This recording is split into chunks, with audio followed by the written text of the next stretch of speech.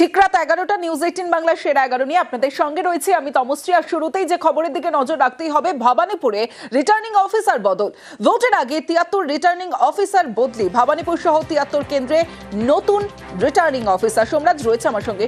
সোমরাজ, একসঙ্গে এত returning officer বদলি, যা এক কথায় বলা যায় নজিরবিহীন।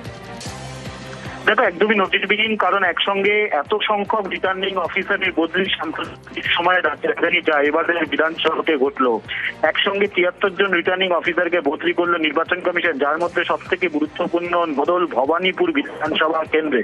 ভবানীপুর বিধানসভা কেন্দ্রের রিটার্নিং অফিসারকে বদলি করা হলো।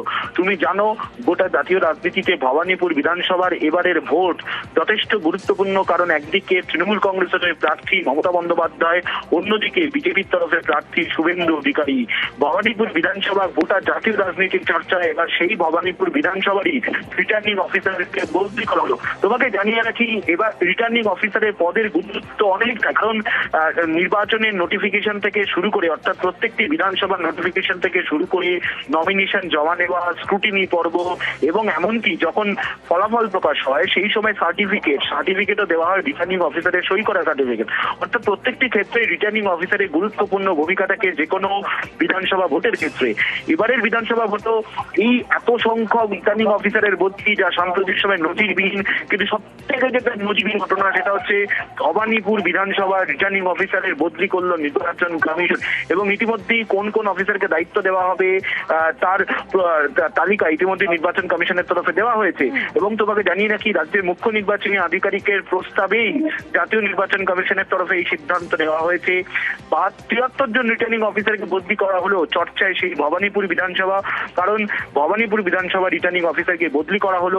আগামীকাল বিকেল 5টার মধ্যে নয়া রিটার্নিং অফিসারদের দায়িত্ব নেওয়ার নির্দেশ নির্বাচন কমিশন দিয়েছে। সঙ্গে থাকো।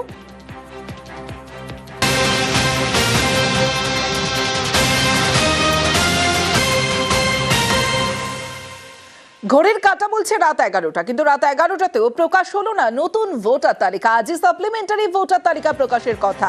আমার সঙ্গে সোমরাজ রয়েছে। সোমরাজ, রাত 9টা নাগাদ তালিকা প্রকাশের কথা জানানো হয় সিইওর তরফে, কিন্তু এখন রাত 11টা, 2 ঘন্টা কেটে গেল, এখনো পর্যন্ত কেন তালিকা প্রকাশ হলো না?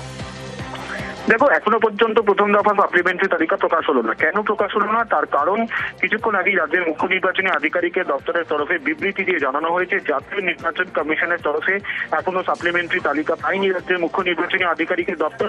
সেই কারণে সাপ্লিমেন্টারি তালিকা প্রকাশ করতে পারছে না তারা। যদিও তুমি দেখেছো, সন্ধ্যে 7টার পর সাংবাদিক সম্মেলন করে রাজ্যের মুখ্য নির্বাচনী আধিকারিক তিনি নিজেই জানিয়েছিলেন রাত 9টা থেকে 9:30টার মধ্যে এই সাপ্লিমেন্টারি তালিকা প্রকাশ করে দেওয়া হবে।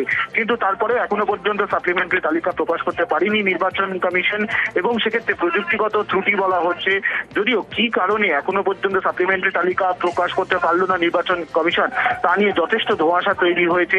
কারণ এখনো পর্যন্ত নির্বাচন কমিশনের তরফে আনুষ্ঠানিকভাবে কিছু না জানানো হলেও কিছুক্ষণ আগে মুখ্য নির্বাচনী আধিকারিকের দপ্তরের তরফে জানানো হয়েছে জাতীয় নির্বাচন কমিশনের তরফে এখনো পর্যন্ত তালিকা না দেওয়ায় তারা তালিকা আপলোড করতে পারছেন না। ফলত আজ রাত 12টার মধ্যে আদেও এই সাপ্লিমেন্টারি তালিকা প্রকাশ করা যাবে নাকি রাজ্যের মুখ্য নির্বাচনী আধিকারিকের দপ্তরের তরফে, তা নিয়ে সংশয় তৈরি হয়েছে। যদিও রাজ্যের মুখ্য নির্বাচনী আধিকারিকের দপ্তরের তরফে এটাও বলা হচ্ছে যে আজই তালিকা প্রকাশ করা হবে। বেশ। আর সন্ধ্যেবেলা মুখ্য নির্বাচনী আধিকারিক মনোজ কুমার আগরওয়াল সাংবাদিক সম্মেলন করে কি বলেছিলেন শোনাবো। আমরা তো সাপ্লিমেন্টারি লিস্ট যেটা হাইকোর্ট থেকে পাবো ওটাই পাবলিশ করব। হাইকোর্ট থেকে যে পদ্ধতি আছে, ইন্ডিভিজুয়াল যে জজ সাহেব আছেন প্রায় 705 আছে গোটা স্টেটে, ওরা সাইন করে এখানে পাঠাবেন। যত আমাদের কাছে আসবে 4টা পর্যন্ত या 5টা পর্যন্ত যেটা আছে ওটা আমরা প্রসেসিং করছি। আমাদের যে সার্ভার আছে দিল্লিতে ইসিআই হেডকোয়ার্টারে, ওখানে প্রসেসিং হচ্ছে। আশা করি 9টা 9:30টার মধ্যে সাপ্লিমেন্টারি লিস্ট আজকে ফার্স্ট বের হয়ে যাবে।